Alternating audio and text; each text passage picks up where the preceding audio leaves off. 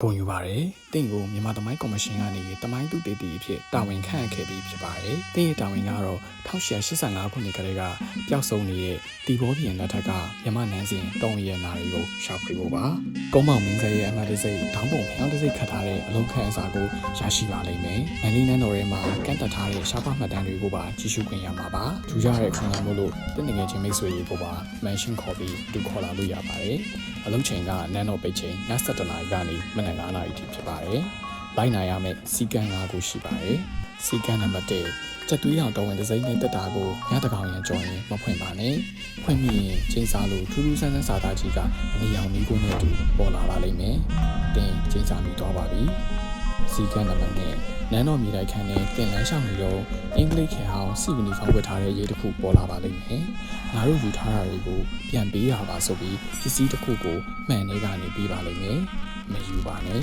။စီကံနံပါတ်3လန်ဆွဲတစ်ခုထဲမှာပရမများငမောက်ကိုတင်တွေ့ပါလိမ့်မယ်။အနီရောင်တောက်ပနေပြီးအမွှေးတွေထွက်နေရကိုတင်မြင်ရရင်တင့်မျက်လုံးကို5စက္ကန့်ပိတ်ထားပါ။ကျင်းစာတွေရောက်အနီရောင်တောက်ပနေရပါ။ မကြပေါ်ကိုထူရာ ဝါကုန်းနိုင်မြေတိုက်ခန်းထဲမှာမြန်မာတက္ကတာနဲ့ခြားရှိအောင်ဘာသာစကားတွေနဲ့တီတိုးရေရွတ်တန်တွေကိုကြားရင်တန်ဖိုင်းလာမျိုးမလုပ်ပါနဲ့စီကံက